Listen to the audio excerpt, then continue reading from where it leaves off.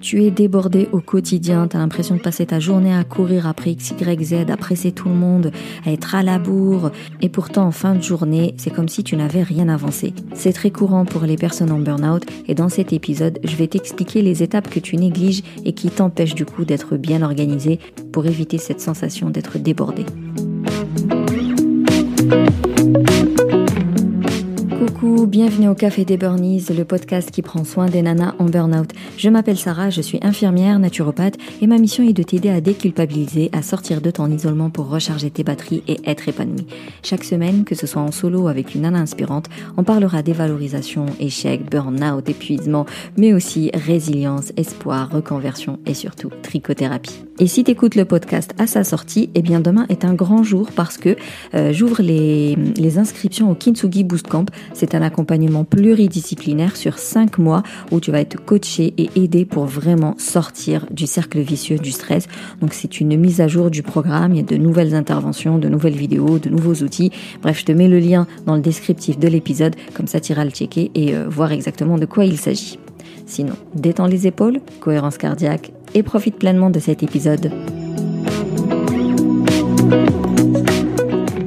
Alors, une très grande partie des nanas qui prennent l'appel offert ou même des filles qui font partie du Kintsugi Boost Camp, elles me parlent d'organisation. Elles sont persuadées qu'elles sont dans ce burn-out à cause de l'organisation. Si elles avaient une meilleure organisation, une autre façon plus efficace de gérer leur quotidien, ça irait mieux. Alors du coup, elles espèrent que je leur donne des conseils sur l'organisation, des techniques comme ça qui leur permettent de mieux gérer leur quotidien et du coup sortir du burn-out. Moi, j'ai envie de dire, il y a des podcasts qui sont spécifiques organisation, quoi. C'est-à-dire, ils ont 150 épisodes. Dans les 150 épisodes, il y a au moins un conseil pour être mieux organisé au quotidien. T'as des articles spécifiques pour ça, des blogs que là-dessus, des posts que là-dessus, enfin des comptes Instagram que là-dessus. Donc en fait, si avec toutes ces ressources, t'as pas fait le plein de conseils pour être mieux organisé, c'est quoi en fait? Qu'est-ce qui te manque exactement? Une recette secrète? En fait, on est tellement habitué à acheter chez Ikea, à boire chez Starbucks et tout, qu'on a l'impression que l'être humain est un standard et du coup, il répond à une méthode qui est standard pour le coup et il suffit d'appliquer et hop, ça ira. Et non, pas du tout. Je suis désolée, mais l'être humain est unique. Faut vraiment remettre ça sur la table. Chaque individu est unique. Il y a autant de burn-out que d'individus. Il y a autant de façons de s'organiser que d'individus. Il y a autant de façons de gérer son stress que d'individus. Il faut vraiment vous dire que il y a tellement de variantes d'une personne à une autre. Ça se compte en centaines de millions. C'est-à-dire que on va prendre, toi et moi, on va prendre 1 gramme de Doliprane parce que nous faisons toutes les deux 38,5 de température. Dis-toi qu'on ne va pas réagir de la même manière à ce gramme de Doliprane. Certes, ça ne se verra pas forcément physiquement, tu vas pas forcément le ressentir, mais voilà, si on te met des sondes, des capteurs, de l'imagerie un peu partout, on verra qu'effectivement, on ne l'a pas absorbé de la même manière, il n'a pas été dispatché de la même façon, on ne l'a pas éliminé tout pareil, il n'a pas eu le même impact sur la fameuse température qui, elle d'ailleurs, n'a pas attaqué les mêmes endroits. Vraiment, nous sommes différents et donc, faut sortir de votre tête qu'il y a une méthode secrète que tu pourrais appliquer de A à Z et qui va super bien fonctionner.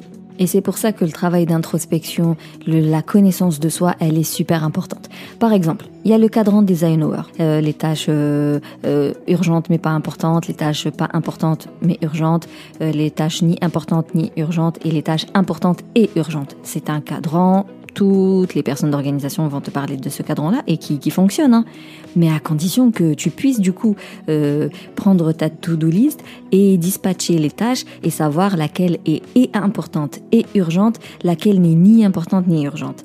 Une personne qui est en burn-out, une personne qui ne se connaît pas, elle saura même pas faire ce travail déjà. Donc à ce niveau-là, je vais perdre la moitié des personnes qui m'écoutent parce qu'elles vont prendre leur liste et elles vont me dire mais tout est important et tout est urgent.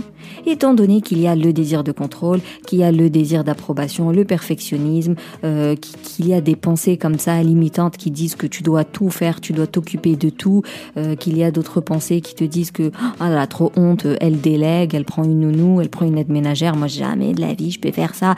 Donc si déjà tu n'arrives pas à travailler sur les idées qui t'empêchent de trier ta propre to-do list, Franchement, t'as beau avoir les meilleurs conseils du monde entier en ce qui concerne l'organisation, tu seras pas mieux organisé. Donc le premier travail reste de l'introspection, voir quelles sont les idées qui te poussent comme ça à devoir t'occuper de tout le temps, de A à Z, sans jamais pouvoir déléguer quoi que ce soit. Faut travailler sur les désirs de contrôle, tout simplement, encore une fois, vouloir tout faire, ne jamais déléguer.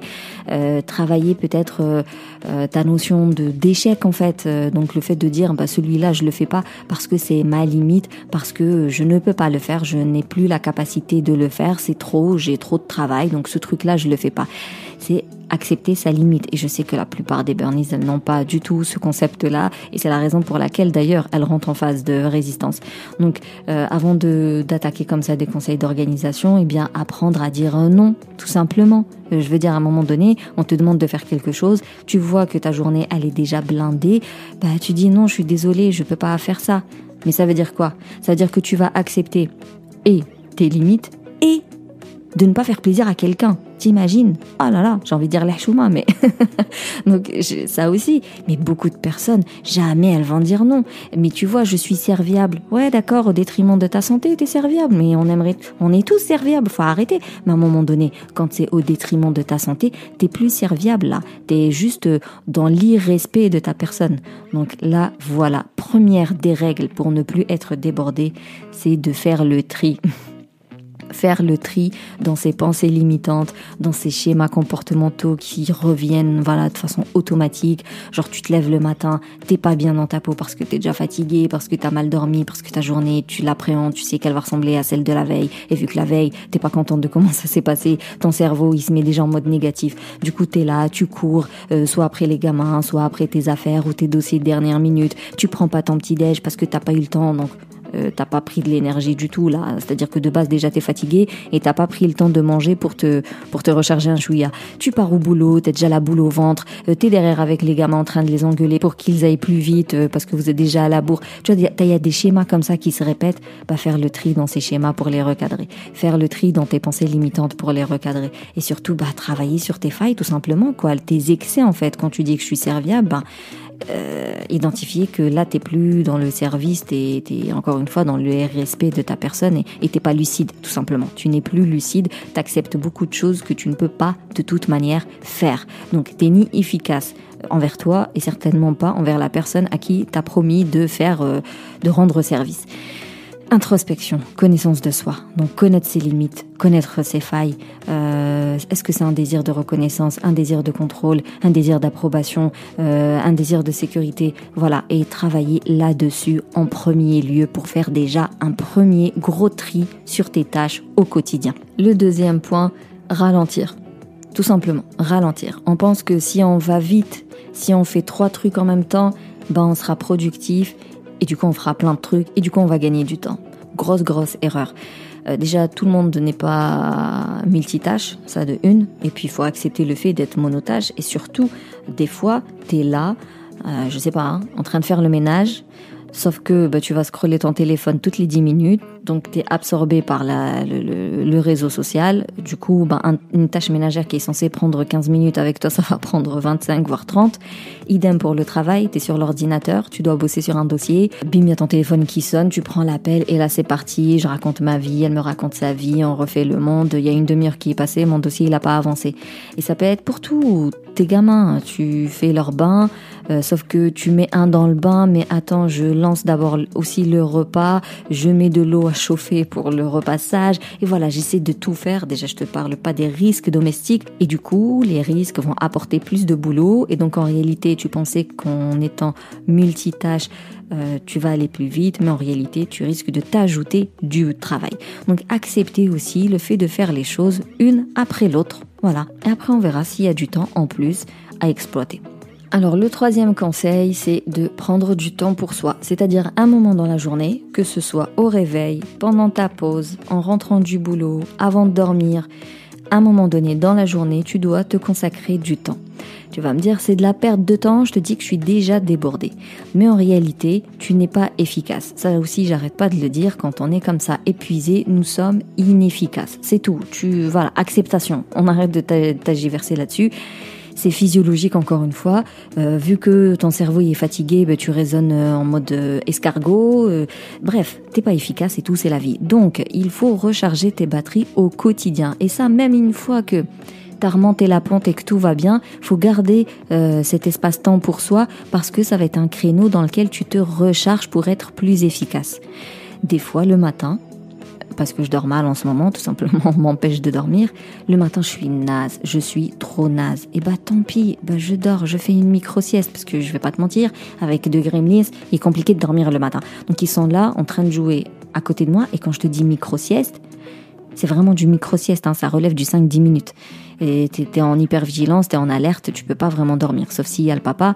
Mais bon, en général, je vais te prendre un moment où il n'y a pas le papa, et donc je suis dans le salon, je mets les deux en sécurité, je m'allonge, et c'est des micro-siestes, je vous promets que ça ne dépasse pas les 10 minutes, c'est impossible.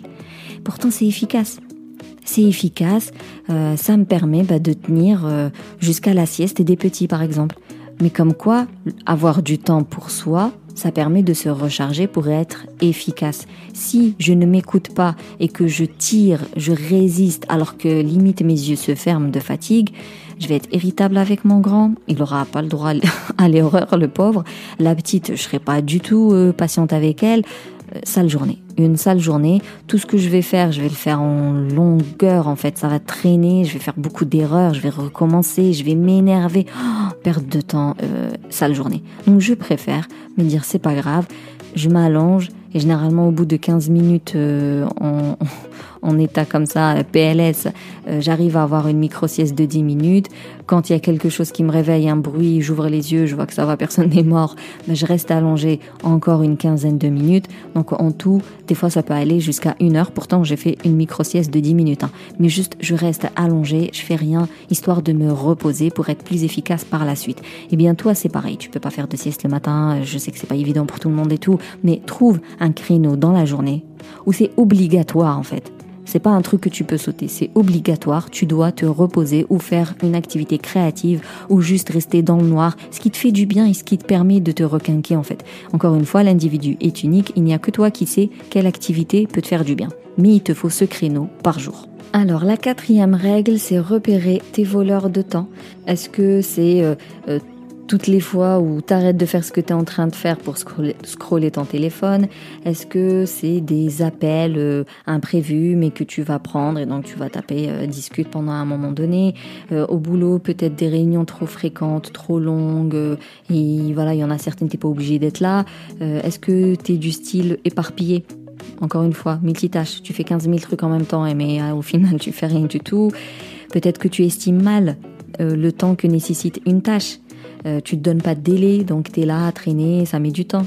Peut-être que tes objectifs ils sont trop larges, pas assez précis, et donc à chaque fois tu brasses de l'air en gros, t'essayes, t'es dans le noir, t'avances, mais en fait tu sais pas où tu vas. Est-ce que ta maison elle est pleine? Tu vois, il y a trop de meubles, il y a trop de trucs. Donc, par exemple, quand tu fais le ménage, c'est beaucoup trop long parce qu'il y a beaucoup de choses à nettoyer.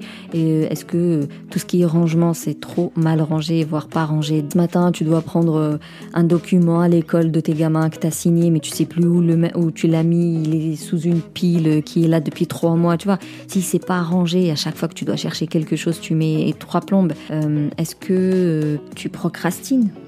Parce qu'en fait, quand on procrastine, on n'est pas forcément dans l'inaction. On peut très bien passer son temps à faire tout et n'importe quoi juste pour pas avancer le projet en question. Parce qu'il nous fait peur, parce qu'il n'est pas bien précis, les règles de procrastination. Donc, quand on dit procrastiner, c'est pas forcément être allongé devant Netflix, pas du tout. Il y a des gens au contraire. Tu vas faire tout, sauf ce que tu es censé faire. Et donc, à la dernière minute, tu te mets à faire ce que tu es censé faire. Et forcément, c'est la dernière minute. Alors, tu ne peux que être à la bourre. Donc, peut-être que tu es dans la procrastination active. Après, est-ce que tu es victime du perfectionnisme? Est-ce que tu subis des pressions au quotidien? Est-ce que au boulot, il y a beaucoup de nouveaux outils informatiques, il y a beaucoup de bugs et compagnie, tu dépends beaucoup des autres? Est-ce que tu es dans un environnement hostile? Et après, le plus gros du boulot, ça va être de trouver des solutions pour chaque voleur de temps. Et le 5e conseil, c'est d'avoir une méthode propre à soi, quelque chose de très personnalisé. D'oublier les méthodes standards, genre de A à Z, que tu suis comme ça, de façon automatique, robotique, mais qu'en réalité, ça te correspond pas du tout. Ça ne peut pas donner de résultats, c'est pas possible. Et après, qu'est-ce qu'on va dire? On va dire, ouais, les lois de productivité, c'est de la merde, ça fonctionne pas.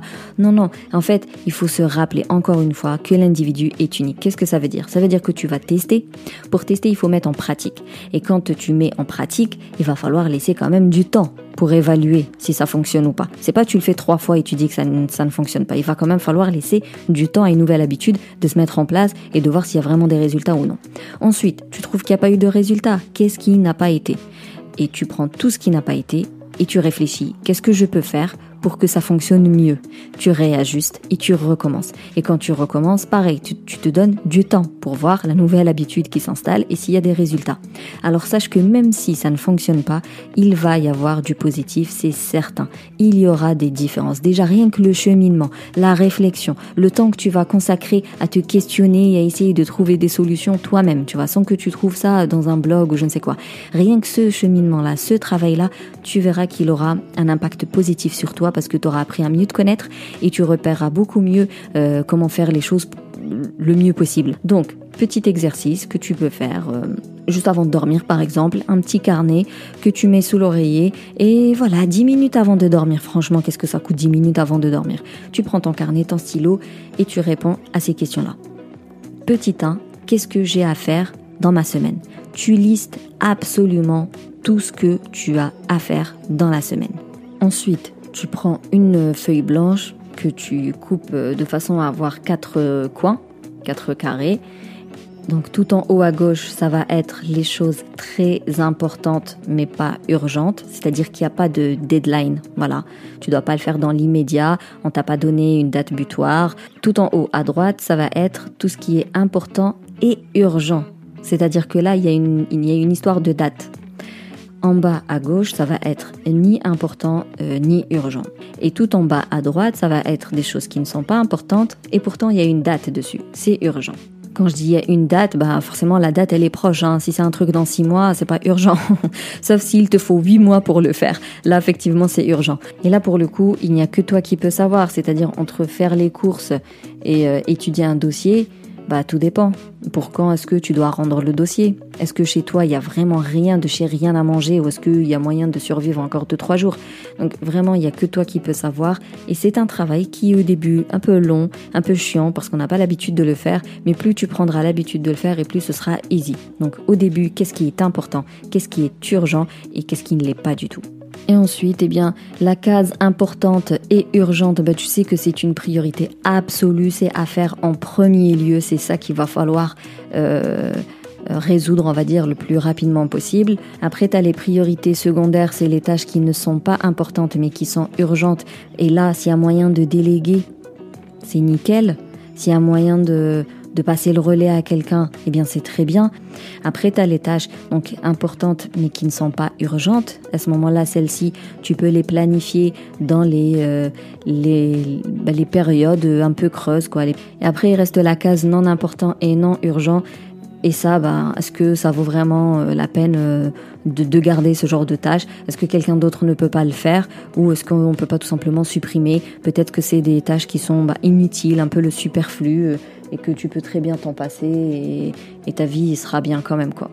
Et tout ça, revient à la fameuse expérience du professeur avec son bocal.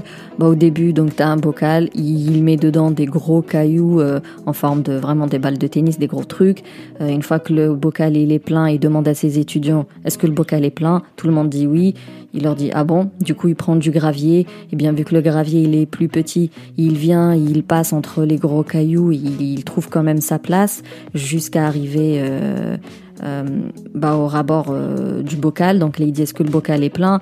Les élèves, les étudiants disent oui. Du coup là, il va sortir du sable fin. Le sable fin, pareil, il va passer entre les graviers, entre les cailloux. Donc il bouge un peu le bocal pour que le sable il tombe tout au fond et tout, jusqu'à ce qu'il soit plein. Est-ce que le bocal est plein? Les étudiants disent oui. Et là, il sort l'eau, donc il vide sa carafe. Et le gravier, les cailloux, surtout le sable, tout absorbe l'eau. Alors que si il avait pris le bocal, qu'il avait commencé par l'eau par exemple. Ensuite, le gravier, il aurait même pas pu mettre le sable et encore moins les cailloux. Donc tu vois, prioriser ses tâches, c'est très important. Mais encore une fois, pour prioriser ses tâches, il faut se connaître et surtout, à un moment donné, il faut accepter ses limites et se dire ça je le fais pas, ça je le fais pas. Ça va te libérer du temps. Bien évidemment, quand tu organises tes journées, tu te laisses toujours 1 heure ou 2 comme ça de battement, de souplesse, parce que c'est en jamais. On évite de blinder sa journée de plein de trucs à faire où tu as à peine le temps de faire pipi. Du coup, je t'encourage plus à faire cet exercice et ça me ferait vraiment plaisir d'avoir ton retour, genre de me partager un peu ta liste, de me dire si tu as délégué quelques tâches, si tu as supprimé des tâches qui étaient futiles. Est-ce que tu te lances dans la connaissance de soi pour connaître tes limites et les accepter, pouvoir dire non, pouvoir dire stop? Est-ce que tu as choisi des créneaux bien précis dans ta journée où tu vas être monotâche? Est-ce que tu décides de prendre du temps pour toi? Quels sont tes voleurs de temps et qu'est-ce que tu comptes faire en fait pour y remédier? Moi, si je peux t'aider, ça va être avec grand plaisir. Sinon, merci beaucoup pour ton écoute. Si tu veux soutenir le Café des Burnies, tu peux me laisser un avis, me mettre 5 étoiles sur la plateforme de Apple Podcast. Ça permet de faire vivre le podcast. Si tu connais quelqu'un qui peut profiter de ces épisodes, surtout tu lui partages le podcast. Comme je t'ai dit, demain, j'ouvre les inscriptions pour le Kintsugi Bootcamp. Alors, va checker le lien dans le descriptif de l'épisode pour en savoir plus sur cet accompagnement pluridisciplinaire. Tu verras, il y a pas mal de pépites là-dedans. Et sinon, je te dis on se capte sur Instagram. Et puis, d'ici là, booste ton feeling good.